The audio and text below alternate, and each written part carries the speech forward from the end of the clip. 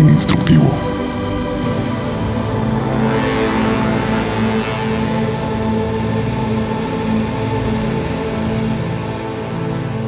¿Qué pensaría Isaac Newton si pudiera ver lo que sucede en esta época? ¿Qué diría Marie Curie al ver que a través de una pantalla una paciente tiene una consulta a distancia con su doctor de confianza? ¿Qué diría Sor Juana Inés de la Cruz al darse cuenta de que el próximo poema que ganaría el Premio Nobel de Literatura le daría la vuelta al mundo en 24 horas? ¿Qué reacción tendrían los abuelos de nuestros padres al saber que sin cables y con un pedazo de plástico del tamaño de su billetera podríamos hablar, cantar y reír junto con nuestra prima que se fue a vivir hasta el otro lado del planeta? Amiga, amigo, imagina haber nacido en los años 20, haber pasado 2 guerras mundiales, varias pandemias y cambios de régimen, Chernóbil, la caída del muro de Berlín. ¿Qué expresión tendría tu rostro al hacer conciencia del sistema que hemos construido hasta ahora?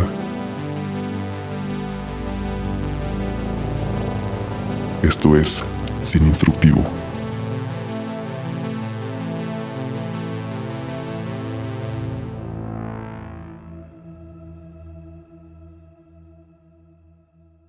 Bienvenidos sean todos a Sin Instructivo, un foro de explicación y tutoría tecnológica para todos aquellos que, por alguna razón extraña o por mera dignidad, nos rehusamos a leer los instructivos.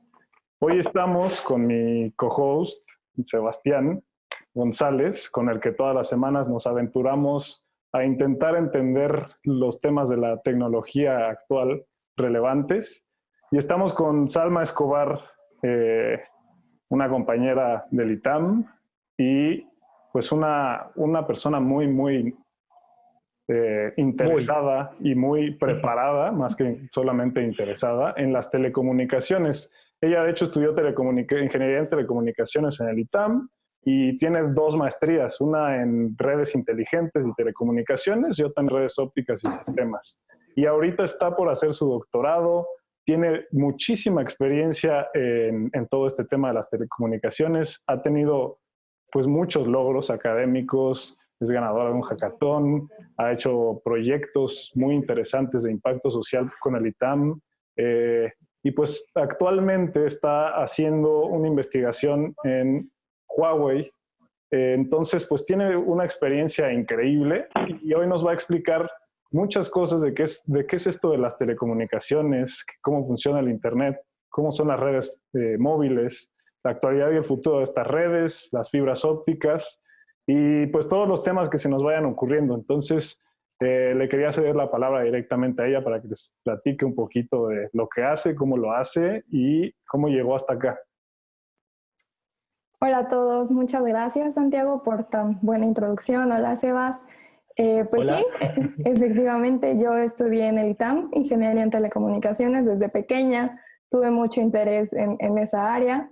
Después me empecé en el ITAM empecé a estudiar el área de redes de computadoras y fue ahí donde empecé a involucrarme en proyectos de entornos inteligentes, Internet de las cosas, y decidí que me gustaría hacer un estudio de maestría en el extranjero en esa área. Es por eso que apliqué a una beca, obtuve un apoyo de la Unión Europea, el programa se llama Erasmus Mundus, que me abrió la oportunidad de estudiar una maestría de 2 años en 2 diferentes países. El primero, como bien mencionaste, fue en Inglaterra y ahora me encuentro en París, a punto de terminar mi 2.º año. Y para terminarlo, como bien comentabas, estoy ahorita haciendo una internship en el Laboratorio de Desarrollo de Redes Ópticas aquí en Huawei, París. Y pues sí, básicamente desde mi carrera he tenido contacto con las telecomunicaciones y ahora que estoy acá puedo ver el futuro y hacia dónde van. Es por ello que agradezco este espacio y yo más que contenta de compartir lo que he visto por acá y lo que yo creo que va a ser el futuro en este sector. Muchas gracias, Salma. Básicamente, Salma es una chingona. Resumido todo en una palabra de las redes y creo que va a ser muy interesante justo ver la perspectiva de alguien con tu perfil, ¿sabes? Alguien joven, alguien muy talentoso, o sea, desde la carrera, ella era la de los apuntes, ella era exactamente la que sabía la respuesta siempre, Salva y yo estudiamos juntos, este, y creo que va a ser muy interesante como que aparte de que Salma tiene muchos logros académicos, tiene una formación obviamente súper pesada, como lo acaba de comentar, también es una persona que siempre ha estado muy involucrada en estar al día a día con la tecnología, en entenderla y sobre todo en poder transmitirla. Desde que estábamos en la carrera, ella siempre tuvo un interés único por no quedarse simplemente en un laboratorio o en proyectos escolares, sino en todo eso que va a aprender, tanto en su maestría como en su futuro doctorado, ponerlo al orden del día y desarrollar los productos del mañana, ¿no? Creo que es importante eso. No solo es una persona académica, sino es una persona que tiene visión para ir desarrollando, pues ahora sí que las cosas que vamos a estar utilizando tal vez el día de mañana nosotros en nuestras casas, en nuestros trabajos, en nuestras ciudades.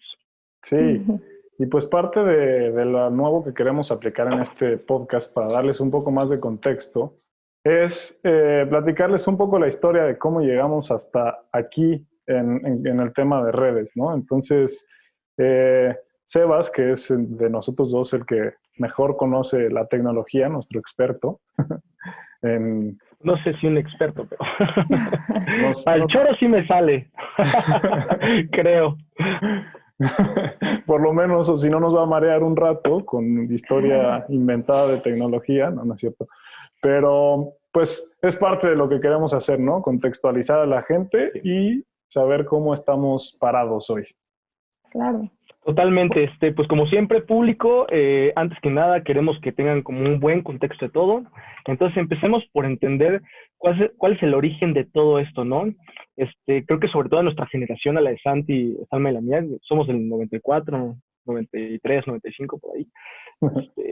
Nos tocó una época muy interesante donde nacimos justo en el punto donde empezó a cambiar todo. A nosotros nos tocó todavía las betas, los VHS, los Discman, el iPod, escuchar todavía de que tu mamá te gritara como, cabrón, desconéctate del internet, que sonaba el cuando estabas hablando por teléfono. Todo eso nos tocó hasta el día de hoy, que ya vamos a hablar de redes 5G, ¿no? Entonces, creo que justo nosotros somos la generación que vivió el cambio más abrupto. Y es muy interesante que podamos platicar de cómo se originó todo esto, ¿no? Todo esto se remonta a muchísimo antes de inclusive estar hablando de todo esto que acabo de mencionar. El primero que empezó a hablar de un sistema conectado, ni siquiera de una red, tal cual un sistema que uniera a todo el mundo y que nos permitiera transmitir datos de alguna forma, nunca se le vio obviamente la forma que tiene hoy en día. Fue interesantemente un personaje muy famoso en la historia de ingeniería, un ídolo personal a mi parecer, que es Nikola Tesla. Él justo en 1900 fue uno de los que empezó a vislumbrar con este ingenio suyo, ¿no? Tan conocido el tema de, oye, ¿y qué pasaría si nosotros logramos de alguna manera conectar a todo el mundo para que podamos tener información, podamos intercambiar, bueno, en su momento las redes eléctricas, ¿no? Él se especializaba mucho en temas de la teoría electromagnética, ¿no? En temas de física. De hecho, inclusive para que se una idea del genio de Nikola Tesla, hay una carta muy famosa que un periódico le escribió a Albert Einstein una vez, donde le decía como que le preguntaban, ¿qué se siente ser el hombre más inteligente del mundo, no? Y lo que contestó Albert Einstein fue, no lo sé, pregúntale a Nikola Tesla. Entonces, creo que es un personaje muy interesante que haya vislumbrado de alguna manera el concepto de en algún momento conectarse, superado obviamente por la falta de avances tecnológicos de su época, pero sin duda alguna con la visión y el genio necesario para hacerlo. Posteriormente a esto, entran otros visionarios como Paul Otlet y Vannevar Bush, que en 1930, entre la década de los 30 y 40, ellos empezaron a plantear el hecho de cómo mecanizar y cómo de alguna manera empezar a guardar grandes volúmenes de datos sobre los libros, ¿no? En ese entonces todo era conocimiento escrito, era a través de cartas, tener acceso a libros también era complicado, por lo cual la educación era totalmente algo que no estaba accesible al público en general, ¿no? Sino que había muy poca gente que en verdad sabía sobre ciencias, sobre tanto ciencias sociales como ciencias técnicas, ¿no? Entonces, justo ellos empezaron a ver como este tema de cómo podemos mecanizar la forma en la que almacenamos información de libros y cómo se la hacemos accesible al público, ¿no? Pero no fue entonces hasta los 60 cuando desde el laboratorio de uno de los laboratorios de investigación del MIT empieza a surgir el concepto de un proyecto que le llamaron, como todo buen geek, sin importar si es de los 60 o de ahorita, le pusieron Intergalactic Networks. En español, vamos a una red intergaláctica, ¿no? Porque no le ponemos la palabra intergaláctica, para que suene más padre. Entonces, de ahí empezaron a trabajar en esto y empezaron a desarrollar el tema de cómo le hacemos para transmitir información, ¿no? Que es donde empieza a salir el concepto de lo que hoy conocemos como un paquete de datos o un datagrama, y a nivel de redes, ¿no? Es decir, el inicio de todos estos protocolos de cómo organizamos estos unos y ceros de tal forma que yo te lo mando y tú puedas entenderlo y al final del día podamos intercambiar información, ¿no? Para que se den una idea de cómo han ido evolucionando las cosas, obviamente, como en todo avance tecnológico, el primero en meterse siempre es el gobierno y el ejército. Entonces, todo esto fue financiado por la Secretaría de Defensa de Estados Unidos. La Secretaría de Defensa hace una inversión millonaria en su momento para empezar a desarrollar este sistema, obviamente con fines bélicos, con lo cual ellos fundan, digamos, el primer prototipo para empezar a intercambiar información que se fue conocido como ARPANET. ARPANET es justo esta máquina tal cual que estaba intentando comunicar estos paquetes de datos entre UCLA y Stanford. Entonces estuvieron ahí peleándose un rato, o sea, varios años, para que la primera prueba exitosa fuera en el 69, cuando por fin lograron comunicar el primer paquete de nodo a nodo, como se le conoce, es decir, de la Universidad de UCLA hasta Stanford, donde quisieron hacer el intercambio de la palabra, tal cual, solamente la palabra, el texto, login, ¿no? El cual aparte salió mal, o sea, bueno, fue un éxito porque lograron comunicarse, pero era tan novedoso, tan algo así de conocimiento frontera, que solamente lograron mandar las primeras dos letras, la LO, porque después la computadora reventó. Y para que se den una idea, en ese entonces las computadoras que tenían eran de un cuarto entero, ¿no? O sea, un departamento de 65 metros cuadrados, eso era una computadora en ese entonces. Entonces, aunque se quemaron y el gobierno perdió mucho dinero en eso, lograron por primera vez comunicar información rapidísimo de un lugar a otro, ¿no? Y ese fue el momento en el que el mundo de las telecomunicaciones cambió para siempre, y aunque empezó con un fin bélico, otros empezaron a ver oportunidades para tal cual empezar a desarrollar los fundamentos y los pilares de lo que conocemos como Internet hoy, ¿no? De ahí se abrió toda una rama de las ciencias de la computación en las cuales, después con todos los desarrollos del transistor, etcétera, pues ya se empiezan a desarrollar inclusive protocolos de comunicación mucho más desarrollados, ¿no? Como por ejemplo en los 70s con el TCP/IP, que es el más famoso, con el cual ustedes, aunque no lo sepan, interactúan todos los días, pues se empieza a desarrollar, ¿no? Y hasta la fecha sigue siendo utilizado. Entonces, todos estos fundamentos empiezan a tener auge en los 70s y poco a poco, mientras van evolucionando tanto las computadoras y se va abaratando, por así decirlo, el poder de procesamiento, pues va dejando desarrollar productos más accesibles hacia el público en general. Y es justo donde empezamos a ver también el tema de las computadoras, ¿no? Esta batalla entre Apple, Microsoft, etcétera, que en algún momento deberíamos tocar. Claro. Pero bueno, empieza a desarrollarse mucho todo este tema y posteriormente pues lo que sigue es ahora que como okay, ya logramos conectar pues como información, ¿no? Alrededor del mundo. Ahora, ¿cómo chingados le hacemos que alguien normal, alguien que no sabe de tecnología, alguien que no tiene una supercomputadora, alguien que tiene una compu tal cual, puede acceder a esa información, ¿no? ¿Cómo podemos empezar a hacer más fácil y a democratizar de alguna manera el intercambio de estos datos?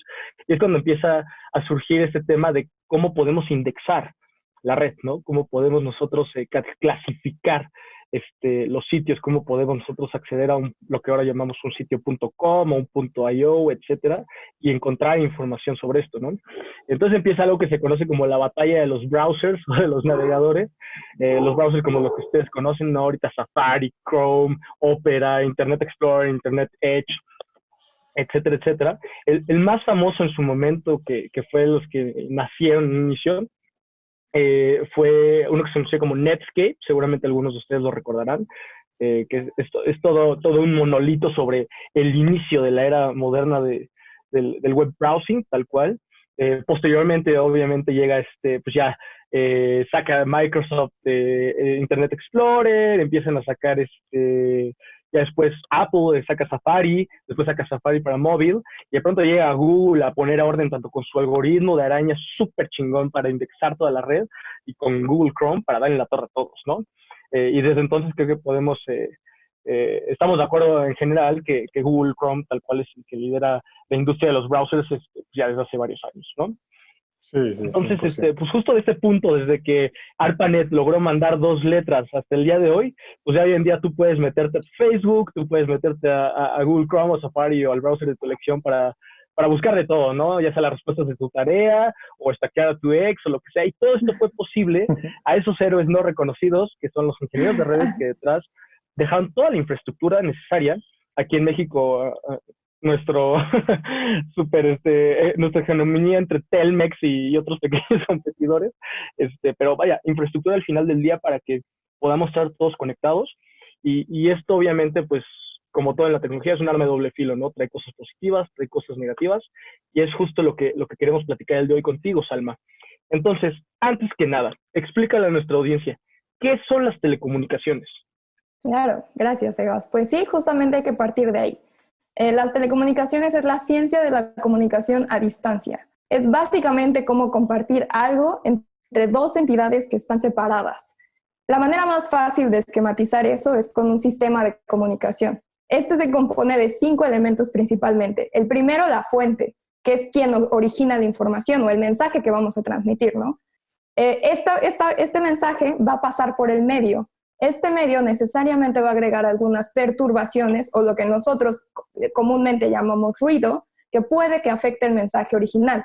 Es por ello que la fuente envía este mensaje a un transmisor. Este transmisor se encarga de reforzar la señal y de hacerla más inmune a las perturbaciones que después va a sufrir. Una vez que esta señal ya está lista, se transmite por el medio. Este medio puede ser, como lo conocemos, inalámbrico, en el caso de Wi-Fi o de comunicaciones celulares. Puede ser alámbrico, como el caso de la telefonía o las redes ópticas.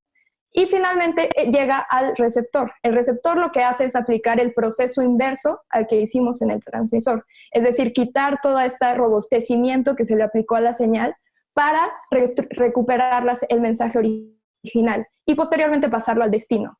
Esto, a grandes rasgos, es el proceso de comunicación. Y el goal de las telecomunicaciones, el objetivo principal, es que el destino recupere el mensaje tal cual lo envió la fuente. Y créeme que esa es la tarea de todos los sistemas digitales y de comunicación y requiere muchísimo estudio en diferentes ámbitos de codificación, modulación, etc. Pero no vamos por allá. En general, un sistema y un servicio de telecomunicación se tienen que encargar de 3 cosas principales. Primero, conectar usuarios, ¿no? Conectar nuestra fuente y nuestro destino. Después, asegurar que esta transmisión tenga una cierta calidad de servicio.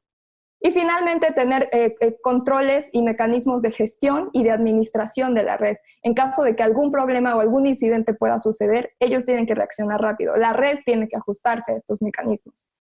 Entonces, regresando al primer punto, tenemos que comunicar el origen y el destino. ¿Cómo hacemos eso? El concepto que nosotros los telecomunicólogos usamos es conmutación, que es básicamente crear una trayectoria, cómo conectar punto A con punto B. Y de manera muy intuitiva yo les preguntaría a ustedes, ¿cómo lo haces? Pues creas un camino dedicado, creas un carril de carretera, una tubería que conecte mi punto A con mi punto B, sin que nadie más intervenga, un flujo de información entre ellos dos. Esto suena muy bien, o sea, la comunicación está ahí, el flujo de información está ahí. Sin embargo, ¿qué pasa si yo quiero comunicarme contigo, Santiago? Pero mi camino de transmisión pasa por el que está utilizando Sebastián. No voy a poder utilizarlo porque Sebastián lo está usando. Entonces, aunque es una solución muy sencilla y fácil de ver, no es la más eficiente. Esta solución se llama conmutación por circuitos. Y así es como funcionaban las redes telefónicas antiguas que conocemos, las redes fijas. Ahí es cuando veías al señor Panzón arreglando el Telmex en la esquina, ¿no? De que o las chicas, la serie de las chicas del cable, las chicas que estaban conectando los conmutadores, eso existía, sí, y así funcionaban las redes antes. Entonces, esta etapa de conmutación por circuitos no era la más eficiente, como podemos ver, porque los activos no se estaban usando de la mejor manera. Y por ejemplo, yo podría estar hablando por teléfono y había un silencio en la conversación, entonces esto es un uso ineficiente cuando otras personas, otros usuarios podían utilizar el mismo medio. Entonces, esta conmutación por circuitos evoluciona a una conmutación llamada por paquetes o datagramas, como bien comentabas. Entonces, aquí evolucionamos a decir, ok, en lugar de crear una trayectoria entre A y B, ¿por qué no tomamos la información, la cortamos en pedacitos o en paquetes y le asignamos a cada paquete un encabezado que diga el destino y el origen del paquete, para que de esta manera la red y los nodos dentro de la red puedan recibir cada paquete, ver hacia dónde va y enviarlo. La conmutación se hace ahora entre los nodos. Y esto obviamente es mucho más eficiente porque todos compartimos todos los recursos de la red. Sin embargo, ahora el nuevo problema que tenemos es que los nodos se vuelven más complejos, porque lo que antes era una simple trayectoria entre A y B, ahora no existe, no hay una trayectoria fija. Entonces los nodos tienen que recibir el paquete y ver hacia dónde va, procesarlo y reenviarlo. Esto obviamente consume tiempo, es una tarea compleja. ¿Y qué pasa si ahora los nodos reciben más cantidad de paquetes de la cual que ellos puedan procesar? Ahí tenemos un problema de congestión. Y este es uno de los problemas más grandes de las redes, porque esto inevitablemente crea que paquetes se pierdan, que paquetes se repitan o que paquetes nunca lleguen a su destino. Entonces, claro, con eso es que surgen los protocolos de calidad de servicio para intentar asegurar que los paquetes lleguen de la mejor manera, que se solucione este problema de congestión. Y el ejemplo más claro que utiliza esta conmutación son las redes de computadoras. Como tú ya mencionaste, nuestra red favorita y nuestra red conocida, que es la red de redes, el Internet.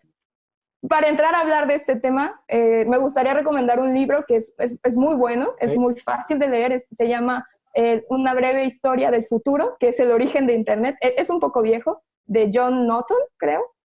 Lo recomiendo, es muy sencillo de leer, muy divertido, y es justamente lo que platicabas, la historia del Internet, cómo surge el Internet. Para empezar hay que enfocarnos, como decías, mitad de los 50, el auge de la Guerra Fría. El Departamento de Defensa de Estados Unidos diciendo qué vamos a hacer si ahorita llega un ataque nuclear. Las redes en las que ellos estaban basados eran las redes telefónicas, como acabo de comentar, redes de conmutación de circuitos, súper ineficientes, súper vulnerables. Entonces, todos en el Departamento de Defensa dijeron, ahorita un ataque nuclear, y la manera en cómo naturalmente estaba organizada la red telefónica es diferentes nodos conectadas a una oficina central. Entonces, la manera en la que ellos pensaban era, alguien ataca una oficina central y ahí quedó. Vamos a tener islas de comunicación aisladas completamente del resto de la red. Esto no es eficiente y no podemos tener control absoluto de la red teniendo algo así. Entonces, crean... Espera, alto, tengo una duda, vamos a hacer un pequeño rechapter. A ver, vamos a tratar de recapitular. Me ha quedado todo muy claro, entonces corrígeme si estoy en lo correcto. Estoy incorrecto, perdón. A ver, en un inicio, tal cual, digamos que lo que hacían era, yo hago los datagramas, imaginemos que es un güey que va corriendo, ¿no? Como con su batuta. Entonces va corriendo así, de pronto llega como un checkpoint, estilo como, ¿cómo se llama este jueguito que ibas brincando en la jungla? Jungle Runner, una madre así. Entonces llegaba, tomaba agua, se recargaba, y una vez que ya había tomado agua y estaba entero, se aventaba otro sprint, y seguía corriendo así hasta que llegaba a la meta. Después se dieron cuenta que no cabían tantos corredores en un mismo camino, entonces empezaron a hacer distintas rutas.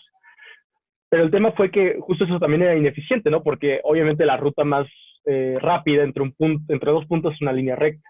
Y supongo que había rutas que eran pues digamos, que daban más vueltas, ¿no?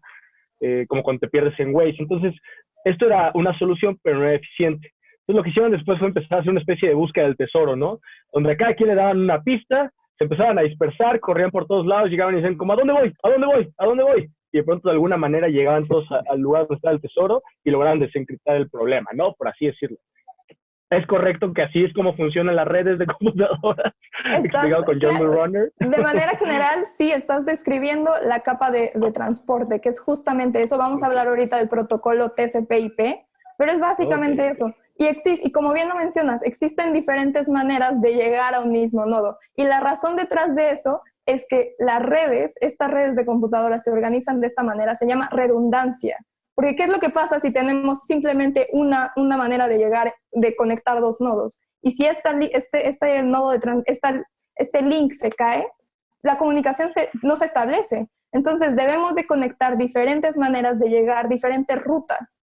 Número 1 es por redundancia y número 2 es exacto. ¿Qué pasa si una liga está sobrecapacitada? Necesitamos otra manera de llegar.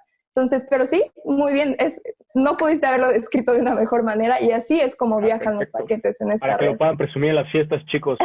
Sí, yo tengo otra pregunta que es incluso todavía más esencial. ¿Nos puedes explicar un poco cómo funcionan esas conexiones? O sea, va a sonar una estupidez, ¿no? Pero antes eran literalmente cables que iban de un lado a otro lado, ¿no? Y ahora tenemos conexiones inalámbricas. ¿Cómo es que funcionan esas conexiones? O sea, cuando antes yo tenía que hacer una llamada de México a Rusia, ¿por dónde se iba esa llamada versus por dónde se va esa llamada ahora? Ok, sí. Mira, lo que pasa, las redes se diferencian dependiendo dónde nos encontramos con el usuario.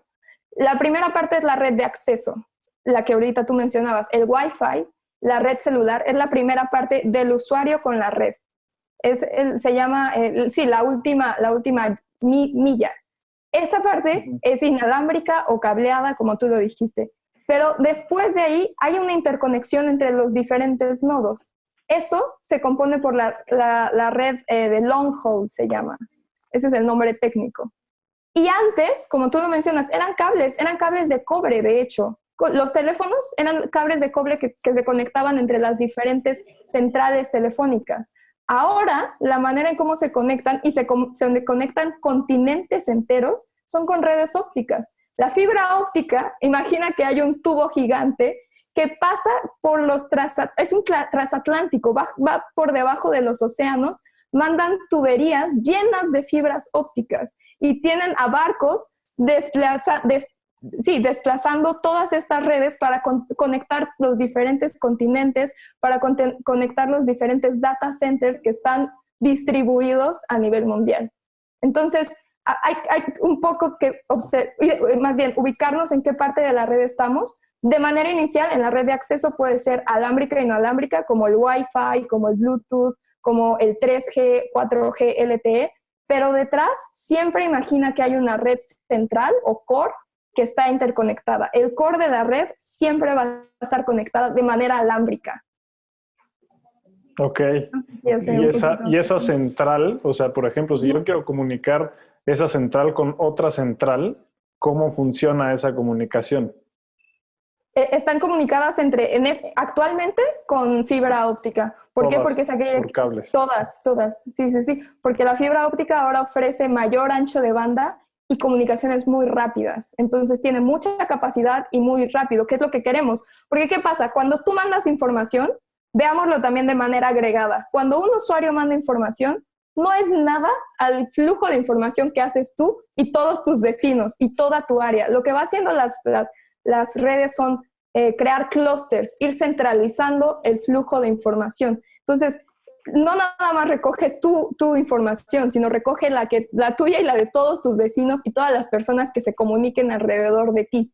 Entonces, eso, si lo vemos a gran escala, cuando lo vas agrupando, y por ejemplo, no digamos el de México, el de la Ciudad de México, el flujo de información que tenemos ahí es gigantesco. Entonces necesitamos tuberías y conexiones en el core de la red que tengan muchísima capacidad y que tengan mucha flujo de información de manera rápida. Es por ello que en la actualidad la fibra óptica es lo que se utiliza para conectar los data centers y esta parte que si lo vemos de manera agregada es la que tiene mayor cantidad de información y es la que es más importante, ¿no? O sea, estamos de acuerdo que si se corta una comunicación a nivel local, no se compara con que se corte una comunicación entre el core de la red, donde tenemos la información agregada de todos.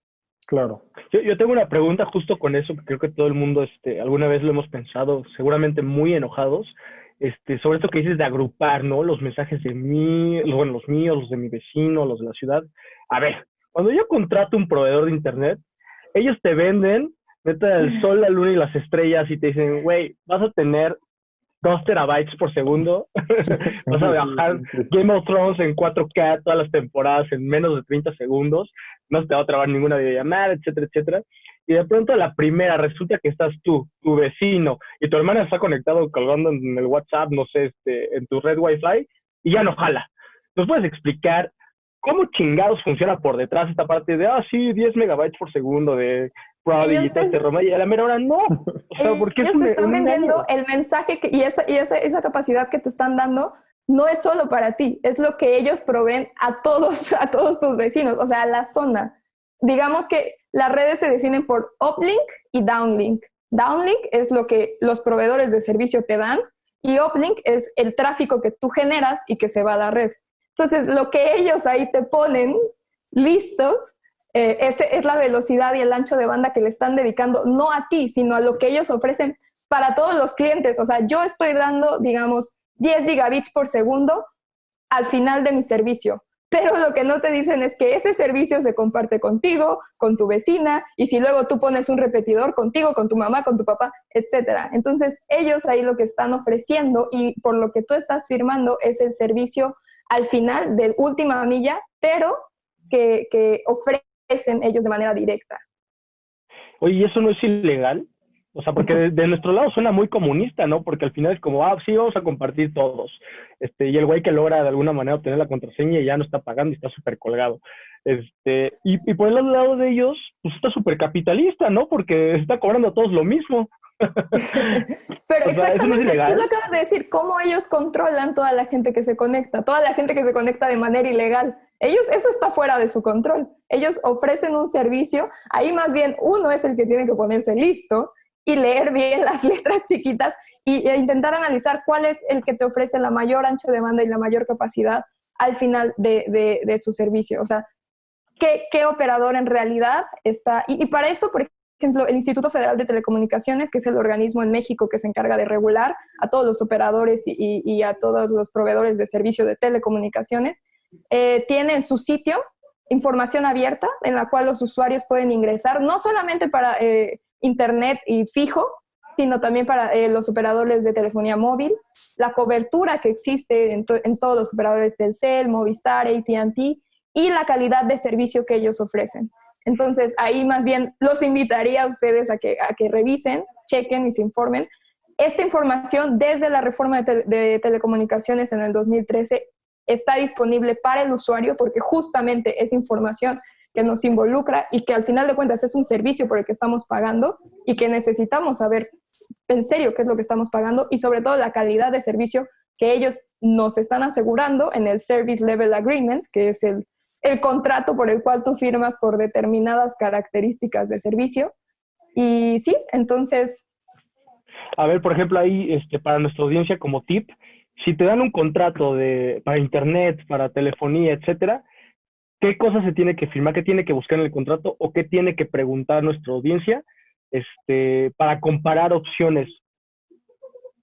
Sí, sobre todo, exacto, ver que a qué punto es esa velocidad que se está ofreciendo. Si hasta el final de la transmisión o si es lo que están dando, sí, a la entrega, por ejemplo, de la última milla. Entonces, ellos deberían de revisar, más allá de la capacidad, sobre todo también ver las zonas en las que se ofrece el servicio. Muchos operadores también se desligan de ciertas zonas o de ciertos lugares en donde sí ofrecen cierta velocidad o cierta... Entonces, más bien comparar con las métricas y los reportes que están oficiales en Internet y revisar eso con lo que en realidad se les está ofreciendo. Pero en general, okay, perfecto. Sí, esta información está disponible, está abierta, y sí, los invito a todos a que se den una pasada por el Instituto Federal de Telecomunicaciones. Ahí en el sitio viene toda la información, sobre todo yo creo que yo era lo que más batallaba era en el servicio móvil. O sea, que Telcel es todo territorio México y te vas tantito fuera de la Ciudad de México y nada de rayitas y nada de servicio, entonces pues sí. Sí.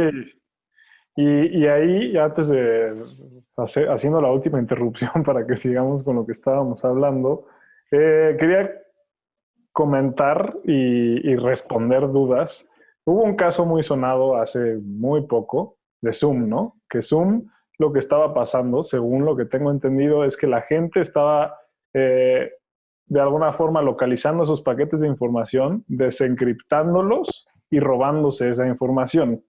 Entonces, ¿qué fue lo que salió mal ahí en Zoom? O cómo se protegen esos datos para que no se puedan robar una persona que pueda acceder a esos datos, se los pueda robar, desencriptarlos y usarlos, pues. Sí. Ahí depende meramente de los mecanismos de encripción de cada aplicación. Aplicaciones como Zoom, aplicaciones como Netflix, aplicaciones como Spotify, todos esos se llaman over the top. Significa que están sobre el flujo de Internet y están sobre lo que los operadores al final de cuentas, veamos a los operadores de telecomunicaciones como proveedores de una tubería por la cual adentro viaja toda la información. Es un flujo constante de información que, claro, cualquiera puede cortar, entrar y ver qué hay, y depende de qué tan buena o qué tan mala sea la inscripción y los mecanismos de seguridad de cada una de estas plataformas, ver qué tan fácil es que la gente pueda acceder a esa información. Pero técnicamente sí, todos compartimos lo mismo. Tus paquetes, mis paquetes, todos los de esta conversación están viajando junto con millones que han sido generados por otras personas. Y entonces ahí hablando... no perdón. Sí, perdón. Respondiendo a esa pregunta, Santi, justo creo que eso que dices, Alma, es vital, ¿no? O sea, al final los operadores son los güeyes que te rentan la tubería y por ahí va a mandar todo el mundo su información, quieran o no quieran, ¿no? Ellos son los verdaderos amos y dueños de la infraestructura para que todo funcione. Ahora el tema, por ejemplo, con estas brechas de seguridad que ha habido con Zoom, que inclusive llegó a haber con GitHub, con otra plataforma, bueno, con una app muy famosa que se llama CamScanner, que era para escanear documentos, etcétera. El tema aparte de la encripción que dice Salma, yo recuerdo mucho que cuando el doctor Insera, si es que está escuchando este podcast, qué gusto, un verdadero genio de las redes de computadoras y uno de los personas más preparadas que he conocido aquí en México y en el mundo, nos comentaba que justo lo que dice Salma es cierto, ¿no? Hay que encriptar, hay que tener mecanismos súper seguros de defensa, pero hay un factor que nunca vas a quitar de ningún sistema, ya, o sea, tanto a nivel de redes como a nivel de software, que es el factor humano, ¿no? Ahora sí, digamos que yo que me dedico al desarrollo de software, luego te preguntan como, ¿y qué tan seguro es? Y yo siempre les digo, pues mira, a nivel de software, pues para que te craqueen tu sistema tienen que hackear, bueno, craquear a Amazon, ¿no? Tal cual. El tema es que justo la forma en la que más comúnmente la gente hackea es que llega un güey que no tiene absolutamente nada de idea de tecnología, pero le ofrece 2 millones de pesos al director del área de sistemas de una empresa y le dice, ¿qué te parece si me das las llaves de acceso? Tú te haces bien, güey, y pues ya, por ahí se meten, ¿no? Y entran por puertas traseras o entran por otros mecanismos totalmente avalados por la misma infraestructura de la solución, y es el factor humano, ¿no? El tema ya administrativo, el que ha sido, digamos, una brecha constante en los sistemas, porque por más rudo que esté tu sistema, si el mero lo logran sobornar, o alguna cabeza que tenga acceso a cierta información, se acabó el juego. O sea, no importa que tengas el mejor sistema de encripción, si te dan la contraseña, se acabó. ¿Me explico? Entonces, al final del día, casos como el de Zoom, por ejemplo, ahorita internamente Zoom ha de traer una cacería de brujas, pero dura, porque yo dudo mucho, o sea, digo, si fuera algo más pequeño, podría haber ahí un error de que alguien usó una librería open source y resulta que había un problema, ¿no? Pero casi siempre en casos de corporaciones muy grandes, la solución, bueno, el tema acaba siendo que alguien se dobló, alguien le dio un dinero o alguien quiso nomás hacerlo por gusto, porque por alguna razón los hackers como que se prenden mucho con esta parte de, ¡ay, lo rompí! Y que todo el mundo tenga información. Seguramente va a acabar siendo eso y no lo van a decir, ¿sabes? Porque al final de cuentas, pues, ¿qué dices? Ay, ¿qué crees? Al final de cuentas yo no supe manejar bien a mi gente y me traicionó esta persona y pues por eso lograron hacer todo este desmadre. Obviamente no, pero es un factor que casi siempre sale de la mente de las personas, se imaginan como, no manches, seguro era un güey en Israel o un güey en Sri Lanka conectado así, cuarto oscuro en el sótano, hoodie, ya sabes, la terminal, y metiéndole, resulta que es un güey haciendo una transferencia desde HSBC en el corporativo en Santa Fe, ¿sabes? Hackeando su competencia. Entonces, también existe esta parte del white collar hacking de las empresas que a nivel corporativo acaba siendo algo muy común. Sí, ok. Perfecto, pues continuamos entonces con la historia. Okay. Interesante. Sí, retomando, perdón, la historia del Internet. Como ya bien nos había contado Seba, El abuelo del Internet se llama ARPANET y surgió por este grupo de investigación llamado ARPA del Departamento de Defensa, que fue interconectando estas computadoras, primero creando una subred conectadas entre ellas. Y como habíamos dicho, este proyecto surge en respuesta a querer una red más robusta de la cual teníamos, que era la red de telefónica. Entonces, empiezan a crear interconexiones redundantes entre ellas, como ya vimos, que es diferentes conexiones entre los mismos nodos, y se empezaron a dar cuenta que este proyecto funcionaba y empezó a crecer de manera rápida entre los diferentes miembros de la comunidad científica y entre las diferentes universidades de Estados Unidos. Entonces, lo que antes teníamos como una subnet se empieza a conectar con otras redes locales de diferentes áreas. Y esto demuestra que el proyecto empieza a ser exitoso, pero también nos trae un problema principal, que es qué pasa cuando quieres interconectar varias cosas. Todas tienen que hablar el mismo idioma, todas tienen que regularse con las mismas reglas. Entonces, necesitamos estandarizarlas y ya, porque si no, no hay manera que nos conectemos. Y como respuesta surge un protocolo llamado el protocolo TCP/IP. Un protocolo es una serie de reglas, una serie de normas las cuales todos tenemos que seguir para entendernos. Entonces, el protocolo TCP/IP es en sí la definición de lo que es Internet. Entrar a Internet es tener un dispositivo que cuente y que entienda con este protocolo y para que pueda conectarse con otros diferentes dispositivos que están conectados a la misma red con ayuda de algo que se llama una dirección IP.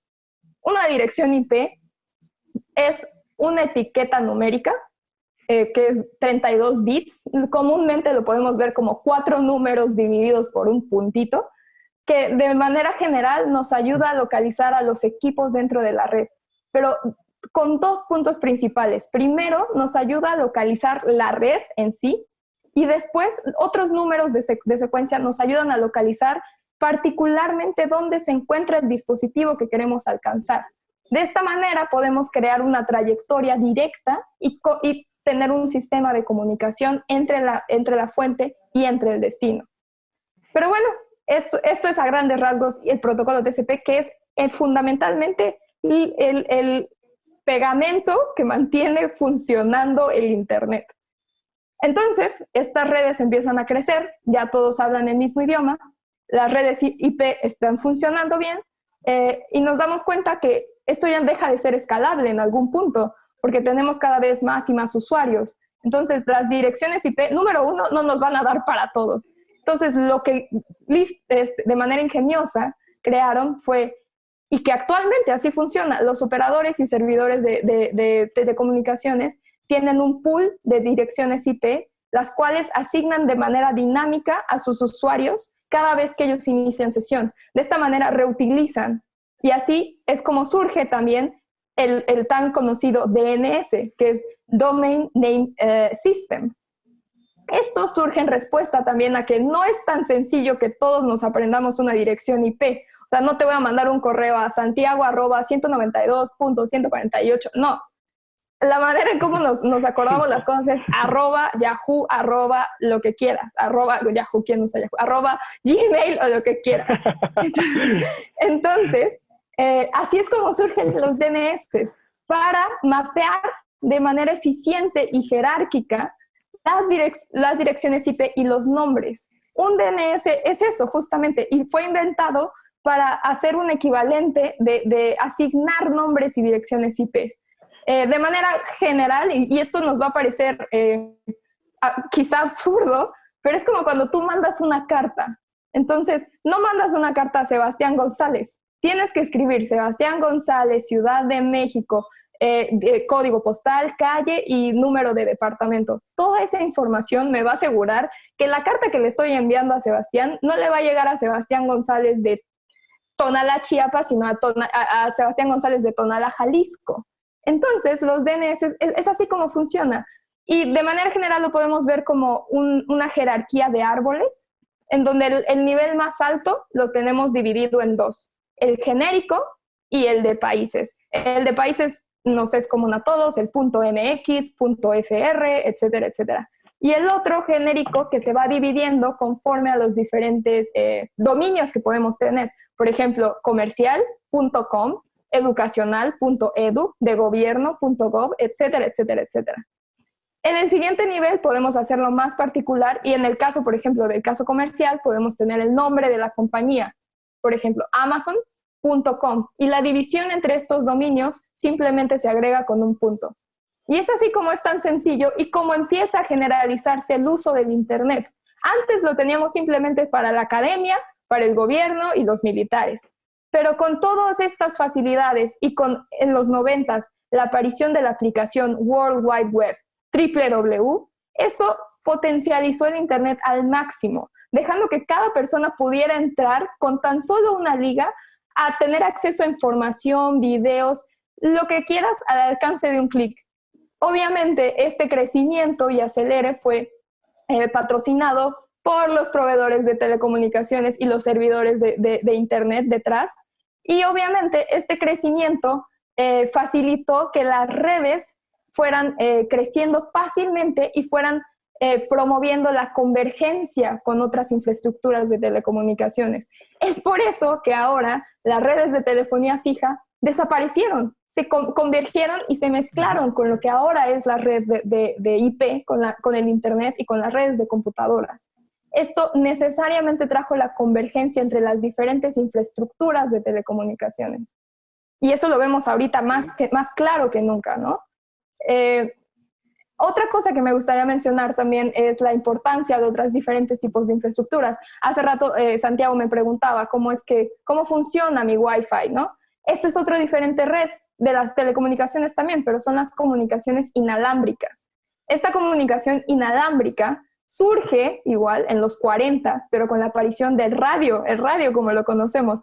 Antes de que existieran estos podcasts, la gente escuchaba el radio y esta información era modulada en el espectro electromagnético, en las frecuencias. Entonces, las comunicaciones inalámbricas y el estudio de ellas reside en el espectro electromagnético. Esto es cómo modulamos la información para que viaje en ondas electromagnéticas que no vemos, pero que están ahí.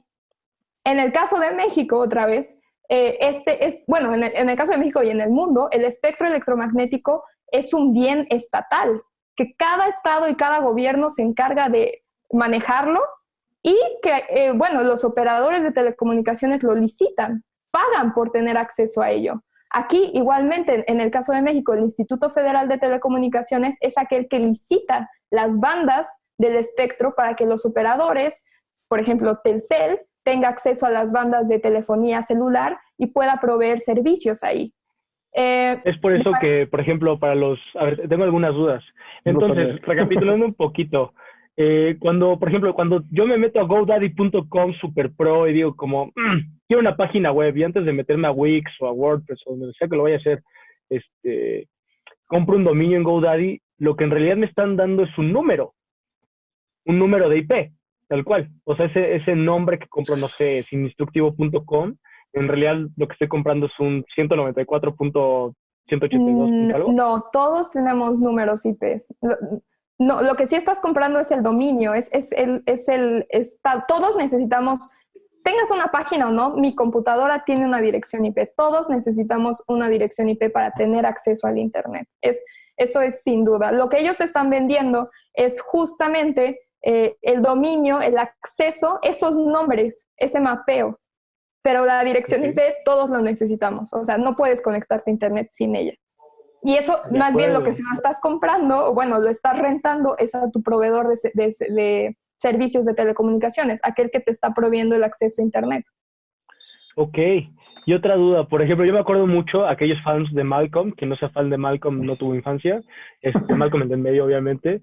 Yo me acuerdo mucho el episodio donde Hal y Craig se meten en una van y empiezan a transmitir una estación de radio y los güeyes se van en la van porque ya lo está buscando el FBI. Es justo por esto que dices, ¿no? De que el espectro electromagnético donde se administran las redes es un bien estatal. Entonces, si un güey se cuelga ahí y empezaba a decir, no sé, mensajes contra el Estado, contra AMLO y así, eso es un delito, entonces. Claro. Es un delito, digas del Estado o no, porque el espectro electromagnético está ahí, todos lo compartimos. Aunque no lo vemos, está. ¿Y qué pasa si tú empiezas a emitir en una frecuencia? Quizá tú estás, exacto, yo puedo poner aquí mi antena y ponerme a hacer mi estación de radio. Pero lo que no te das cuenta es que mi señal va a causar interferencia a las otras señales que comparten el mismo espectro y que sí están pagando por su servicio, que sí le están pagando al Estado. Entonces, claro, lo que estás haciendo es ilegal, estás usando algo por lo cual no pagaste, por lo cual no tienes acceso. Pero bueno, como respuesta a eso, existen bandas de frecuencia que son gratuitas y que son de libre acceso a todos, las bandas ISM.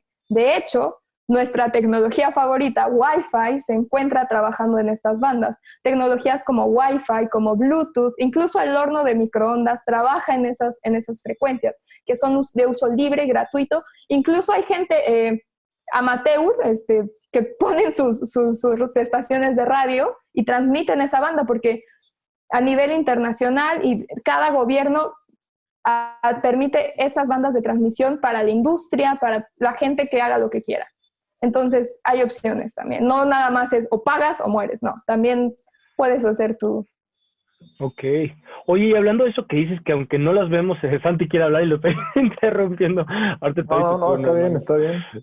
Esta parte que dices que las ondas electromagnéticas están ahí siempre y todo, pues a mí me suena que o sea, yo he escuchado mucho, ya sabes, estos tipos que se ponen a reclamarle a la CFE, bueno, a la CFE no, justo al Instituto Federal de Comunicaciones, el IFT, y a otras instituciones a nivel global, de que son dañinas.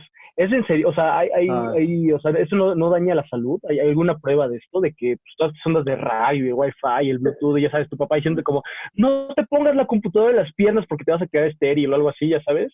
¿Eso tiene algún fundamento científico? No, bueno, han habido estudios y de hecho las telecomunicaciones se caracterizan por tener muchos acrónimos y muchos institutos y mucha gente regulándolo. Porque ahora voy a decir otro, el Instituto Internacional de Telecomunicaciones emana recomendaciones y sugerencias y en algunos puntos dice, establece la potencia en la cual todos los equipos necesitan radiar. Entonces, no es que radien a lo que ellos quieran, o a los que, claro, porque si para transmitir una onda lo que necesitas es transmitir con mucha potencia, pero eso obviamente dañaría la salud. Entonces, todo eso ya está regulado, todo eso ya está estudiado, han existido gente que se ha dedicado a hacer pruebas y a dictaminar cuáles son los niveles máximos de radiación a los cuales deben de trabajar ciertos dispositivos, obviamente las antenas. Entonces, créeme que hay mucho estudio y hay mucho trabajo en eso para que, justamente porque es tan común a todos, incluso el horno de microondas, todo radia. Entonces, hay mucha investigación y hay mucho cuidado en eso. Y justamente, a ratito que hablemos de 5G, mitos y realidades, tengo un par de comentarios al respecto, porque ha habido mucho revuelo acerca de potencialmente el daño que van a generar estas nuevas antenas de 5G, pero no han existido estudios que digan que es dañino a la salud. Ok, entonces si vivo al lado de una antena, no me va a dar cáncer y no es una conspiración del PRIAN. No. Ok. Depende de la antena. Sí. Depende de allá. Una planta, sí. Yo tengo una duda que es otra vez muy esencial, ¿no? ¿Cómo le hace un celular o una computadora, lo que sea, para captar ciertas ondas y otras no? O sea, ¿a qué me refiero, no? ¿Cómo un celular identifica que un Wi-Fi es diferente a otro? ¿Es porque trabajan en diferente frecuencia? Y si trabajan en diferente frecuencia, también me pregunto, entonces, ¿qué pasa con todas estas antenas que son de la misma marca? Todas tienen una frecuencia diferente, y si es así, ¿hasta qué punto podemos cambiar las frecuencias? O sea, ¿cuándo vamos a saturar la red? ¿O no se satura? ¿O cómo funciona esa parte? No, claro, el espectro tiene un límite. O sea, de hecho, ese es uno de los principales problemas, porque no es algo limitado. Entonces, sí podemos saturarlo. Y regresando a tu pregunta, la manera en cómo diferenciamos las frecuencias es con las antenas, exactamente. Tú diseñas una antena para que reciba cierta longitud de onda, entonces no trabaja a la longitud de onda de las demás. Entonces, las demás radiaciones las omite. solamente toma las que trabaja en esa frecuencia. Sin embargo, obviamente en el caso del Wi-Fi existen muchas terminales trabajando al mismo tiempo, operando en la misma frecuencia. Por lo que ahora, bueno, me gustaría explicar cómo es, por ejemplo, el caso de Wi-Fi, cómo una terminal logra comunicarse de manera exitosa con el access point, con el módem. Para hacer eso, en una comunicación inalámbrica es muy intuitivo, ¿no? Es como si estuviéramos hablando. Para tú hablar, primero necesitas escuchar y ver si alguien más no está hablando. Lo mismo hacen ellos. Primero censan el medio para ver si pueden transmitir de manera exitosa o no. Entonces, lo que hacen es censar durante un tiempo definido. Cada terminal censa, entonces escuchan. Si nadie transmitió durante ese tiempo, ellos transmiten. Esto de manera directa suena lógico, ¿no? Pero ¿qué pasa entonces? Todas las terminales que estaban esperando y censando para después transmitir, cuando este tiempo de espera termine, transmitirían al mismo tiempo. Y esto nos trae un problema porque todos transmiten al mismo tiempo creando colisiones. Y al final ningún mensaje llega y ningún mensaje se entiende. Esto se llama interferencia entre canales, porque creamos colisiones en la transmisión y al final el access point no recibe ninguna transmisión de manera correcta, ni puede emitir un acuse de recibo a las terminales diciéndoles, ok, recibí tu mensaje. Para hacer esto, existen muchos mecanismos de acceso al medio y de control de acceso al medio. El que utiliza Wi-Fi, entonces, escuchan durante determinado tiempo. Una vez que se acabe ese tiempo, ellos seleccionan de manera aleatoria otro valor dentro de una ventana que ellos han definido y empiezan a esperar otra vez. Entonces, este valor es aleatorio para cada terminal. Entonces, con eso reducimos la probabilidad de que todos los dispositivos transmitan al mismo tiempo, porque de manera general están esperando diferentes intervalos. Entonces, cada uno de ellos espera diferente tiempo y una vez que este contador llegue a 0 y que no exista ninguna otra transmisión en el medio, ahora sí, ellos proceden a transmitir y luego esperan el acuse de recibo del access point diciéndole, ok, recibí tu mensaje, todo perfecto, puedes seguir con la transmisión. Pero como tú bien lo dijiste, esto pasa cada vez que queremos transmitir y que queremos conectarnos al access point. Pero ¿qué pasa si cada vez hay más y más y más y más dispositivos conectados? La red se va a saturar. Entonces, Wi-Fi, la tecnología que conocemos como Wi-Fi, ya no se va a dar abasto para toda esta cantidad de equipos que ahora existen y que van a seguir creciendo con tecnologías como el Internet de las Cosas, como estos entornos inteligentes, ciudades inteligentes. Otras tecnologías son necesarias para apoyar estas tecnologías que conocemos ahora como Wi-Fi, Bluetooth, etc. Y una de las respuestas que se viene a la cabeza es, naturalmente, la telefonía celular, que es una tecnología que ya es madura, que ya ha tenido diferentes generaciones, 2G, 3G, que tiene cobertura a nivel mundial del 90% de la población. O sea, hablamos de una tecnología que ya ha generado ciertos niveles de estándares de servicio, calidad de servicio, que ya tiene cierta experiencia manejando diferentes números de usuarios y con diferentes capacidades. Entonces, la respuesta natural a cómo lidiar con esta creciente cantidad de tráfico y de dispositivos conectados es utilizando nuevas tecnologías, como es la tecnología celular. Y la respuesta natural es la nueva generación de tecnología celular, que es lo que conocemos como 5G. 5G es la evolución de las tecnologías celulares anteriores, que es LTE, 3G, etc. Y es un estándar que ha sido propuesto por un organismo llamado 3GPP, y justamente viene a intentar lidiar con estos nuevos requerimientos de latencia. ¿A qué me refiero con latencia? Es que queremos conexiones y queremos tener acceso rápido. Y esto obviamente lo podemos hacer creando células que sean más chicas y haciéndolas de manera masiva, desplegándolas de manera masiva, para que de esta manera tengamos mayor control y brindemos más acceso a la mayor cantidad de número de usuarios. Antes de continuar con el 5G, tengo una pregunta, Salma. Tal vez algunas personas de nuestra audiencia han escuchado esto. Entiendo que la respuesta inmediata es la red celular con el 5G, que es un tema que ahorita vamos a abordar, un tema muy jugoso actualmente, ¿no?